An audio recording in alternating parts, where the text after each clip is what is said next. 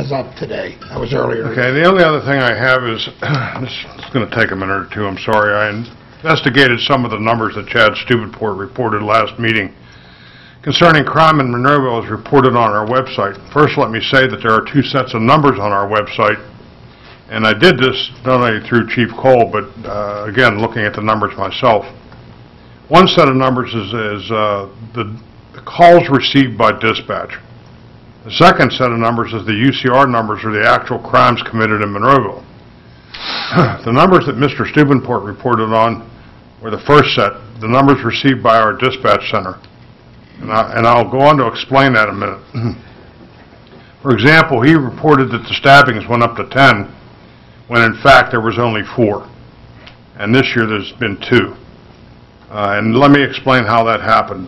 One of the ways that happened. If a person is assaulted by a knife in another jurisdiction, say in Wilkinsburg, for example, a person loads that person into a car, drives to a Monroeville hospital, and drops him off at the ER and drives away.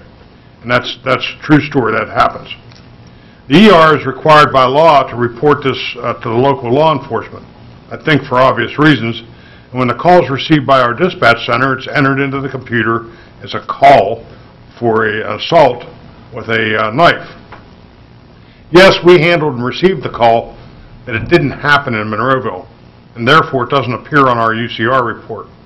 All of the numbers that he reported at the last meeting were the wrong statistic. They were the numbers received by our dispatch center, not the crimes that happened in Monroeville.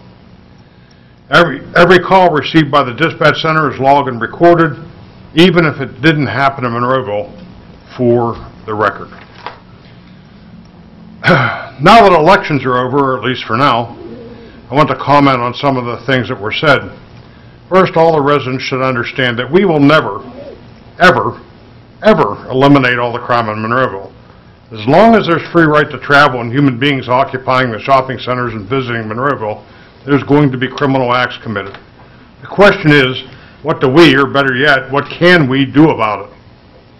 We have a wonderful police department with a great chief. We have a great communication center. We have the cooperation and support of the residents. We have the support of the council and mayor. We have the support and teamwork supplied by the district attorney's office. And with all of that, we're still never going to eliminate crime in Monroeville. What we can do is deter it, lessen the offenses, letting the actors and criminals know that we as a community are not going to stand for it. Let the police department know that we support the job they do and encourage them to do effective, strict enforcement that will send a message to you that if you come to Monroeville and commit a crime, with the cooperation of the residents, businesses, and the police department and the district attorney's office, you will be caught and you're going to pay for that offense. This message can only be sent with the support of everyone that I mentioned, and it will deter crime. People need to quit picking out the things that show weakness and make suggestions on how we could show support to eliminate crime. That's all. Very well said. Good job, Ron. Very well said. Thank you, Ron. Linda.